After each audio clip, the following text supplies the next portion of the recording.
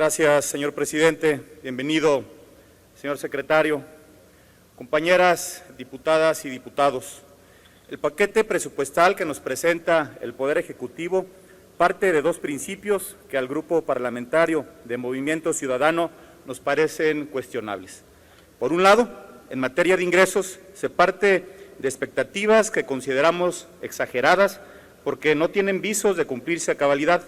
Y por otro lado, en materia de egresos, se parte de un falso discurso de austeridad y de apretarse el cinturón, cuando vemos una serie de asimetrías que no coinciden con esta intención. Observamos claramente una política fiscal restrictiva con un 18.7% del aumento real en los impuestos y con una disminución real del 1.9% en el gasto público. No obstante, como bien se sabe, este tipo de política fiscal restrictiva tiene riesgos naturales, como es la disminución en la renta disponible y la disminución en el consumo general, lo que también significa menos inversión, menos producción y menos generación de empleo, afectando en especial a aquellas familias que de por sí están sumidas en la pobreza o en la vulnerabilidad financiera. Esta premisa presente en el paquete presupuestal se acompañará de la depresión que ya estamos viviendo en los niveles de consumo de los ingresos de los mexicanos, que ya, como se ha dicho, más del 60% de ellos perciben ingresos iguales o menores a 2 salarios mínimos. En segundo lugar, el discurso de apretarse el cinturón e impulsar el presupuesto base cero nos parece engañoso y tramposo, porque lo que vemos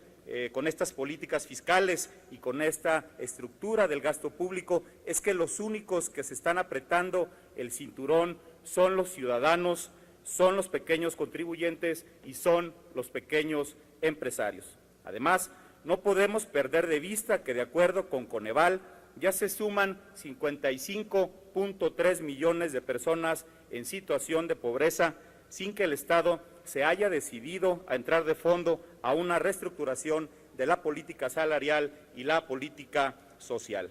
Tenemos que ser conscientes que el impacto de los programas sociales actualmente no es suficiente, lo cual significa no solo que faltan más recursos, sino que hace falta reestructurar de manera inteligente y con visión el alcance y las características de los programas.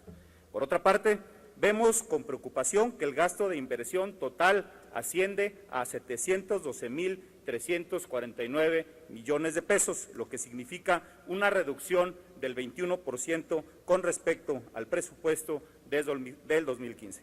Esto a quienes más afecta es a las entidades federativas, que en muchos casos tendrán otra vez que recurrir a más endeudamiento para atender sus compromisos de inversión. Es decir, también en este caso, el discurso de apretarse el cinturón aplica para las entidades federativas y parece que no del todo para el gobierno federal. En Movimiento Ciudadano lo decimos una vez más, ante estas contingencias macroeconómicas, lo que México debe salvaguardar de manera prioritaria es justamente la inversión pública, que es el motor del desarrollo y es un generador de oportunidades.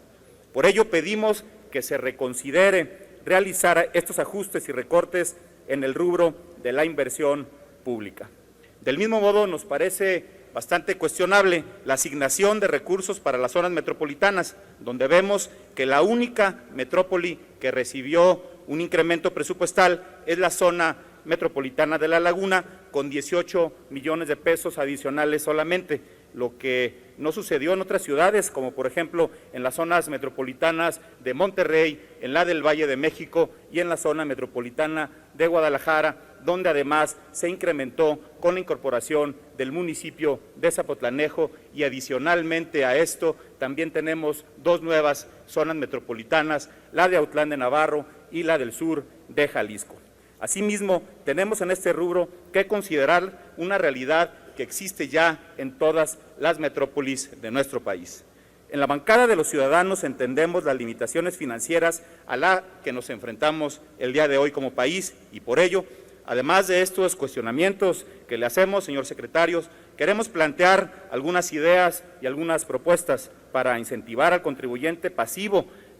de escasos recursos para que cumpla con sus obligaciones fiscales, en lugar de aplicar sanciones a ellos, impulsar la recaudación de personas físicas y morales, por supuesto que tienen mucho más ingresos, y sobre todo aprovechar el uso de la metodología base cero para crear un piso mínimo de recursos que garantice derechos sociales para los mexicanos y acceso a los servicios de salud y educación para que estos se puedan incrementar año con año.